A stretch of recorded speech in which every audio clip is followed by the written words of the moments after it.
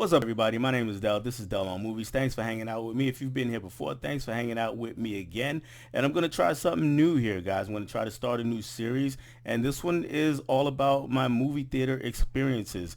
I've been to the theater, like 440 times or something crazy like that. And that is according to my Letterboxd account. So that's just based off my memory. That's just how many times I remember. Maybe there are a few movie theater trips that I have forgotten over the years.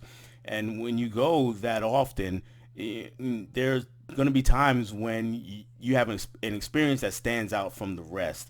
And I think I've had a good number of those. So I wanted to just talk about those. And I'm not going to do really long videos on these. It's just one video, one theater experience, and then we'll get to the next one in another video.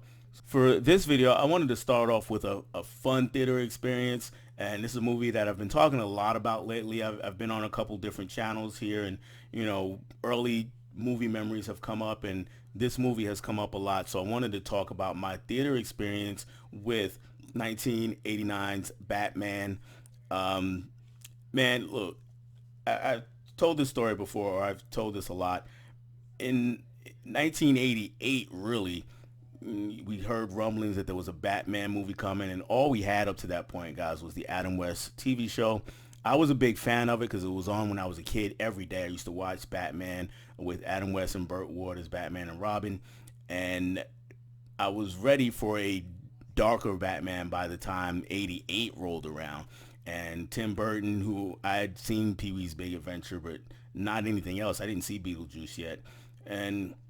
But I knew it was supposed to be a harder edge Batman, so I was ready. And then, of course, the hype train started. I mean, there were posters all over the city. If you grew up in New York or were in New York at that time, I walked out my house. I lived in Queens, so it wasn't as many buildings in my area of Queens, South Ozone Park, as there were maybe in Brooklyn or the Bronx or even in some other parts of Queens.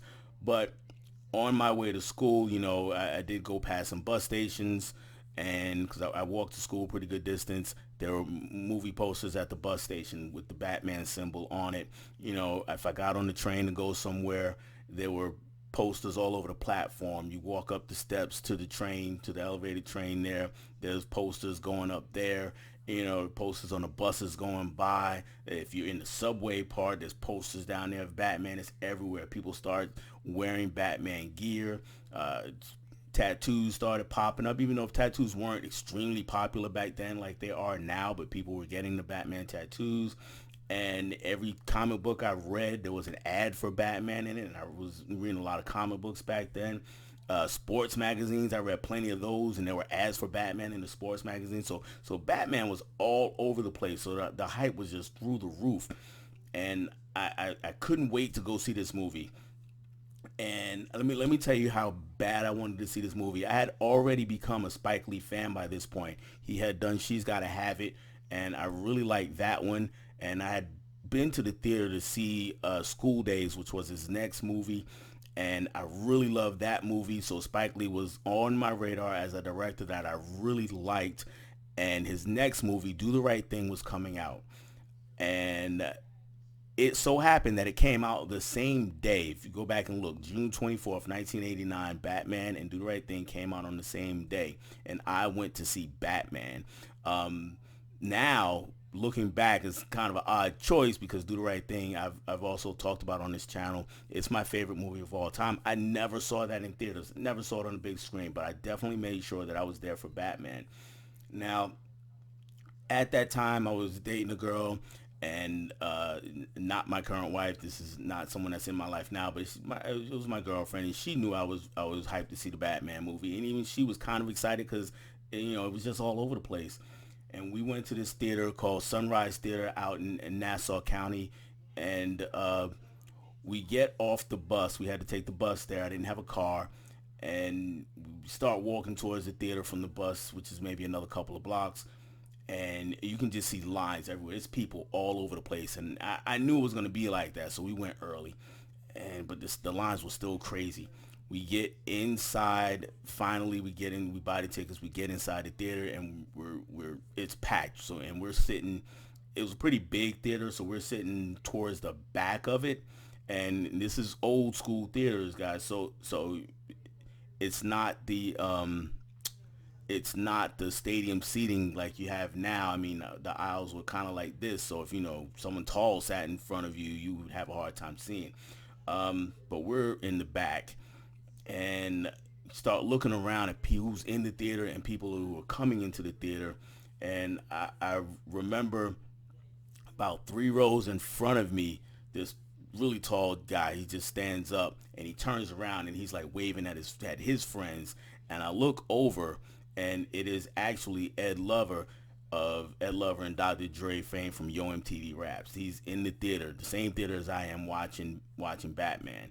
And I had never met him before. I'd seen him on TV, but there it was right there, just a couple rows from me, and it was like, oh wow. And I'm a huge basketball fan. I grew up a New York Knicks fan, and at that time, the point guard of the New York Knicks was Mark Jackson. If you're a basketball fan now, you know him as an analyst on ESPN doing basketball games, or at least he was. I'm not sure if he's still there, but 'cause I know they had some firings over the last few days. If if you're watching this from the future, this is right after a lot of people at ESPN got fired. Um, but anyway, he was the point guard of the New York Knicks at the time, and it was early in his career, so he was really a hot thing. And he was married to an actress slash singer named Desiree Coleman. She was a Broadway actress. Uh, and she was in a play called Mama I Want to Sing. She was really getting well known for that. And I happened to turn my head, and they come walking in the theater hand in hand. It was like, oh wow, Mark Jackson and his wife are here. Wow, this is really a thing. So, and it wasn't like a red carpet affair or anything. It was just so happened everybody wanted to be there, and it wasn't opening night. It wasn't the 24th. It was actually the Saturday, the 25th, that we were there. So they walk off to their seats, and after a few minutes, the theater's buzzing, and I'm telling my girlfriend, I'm like, oh man, look there, and look over there. So and we're all excited. Finally, the lights go down in the house, and if you've seen Batman '89, you know that we really get opening credits before we get anything, which is a little different from the way movies were starting to be made in the '80s. We were starting to get cold opens and scenes before credits, but this one was just opening credits. And of course, we get directed by Tim Burton comes up, and theaters is quiet at that point. Everybody, the movie started, and everybody's just kind of waiting, and we see directed by Tim Burton. Nobody makes a peep. Michael Keaton's name comes up. Nobody makes a peep.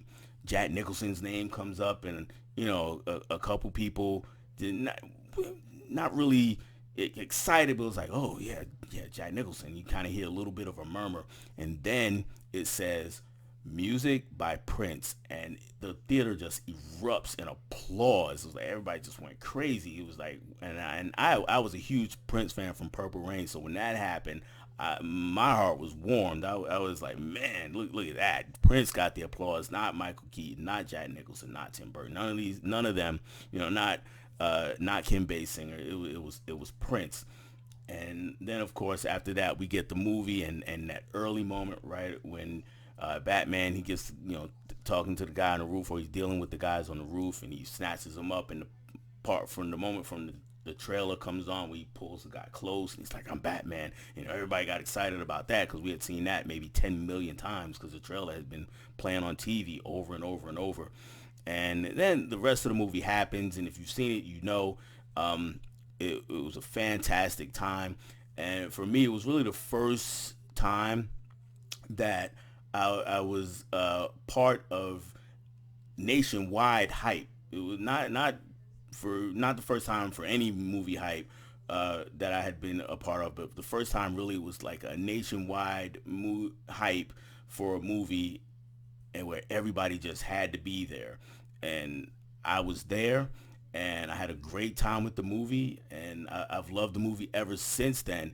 And yeah, guys, that is my first theater experience that I want to share with you. If you enjoy this, like, comment, subscribe. Tell me about one of your great movie experiences. Maybe if you got to see Batman '89 in theaters like I do, if you're an old head like me. If not, give me another one. I would love to read some of those in the comments. That's all I have for you on this installment, guys. Hopefully, I'll be coming back to you with another one pretty soon. I will catch you on the next one. Bye.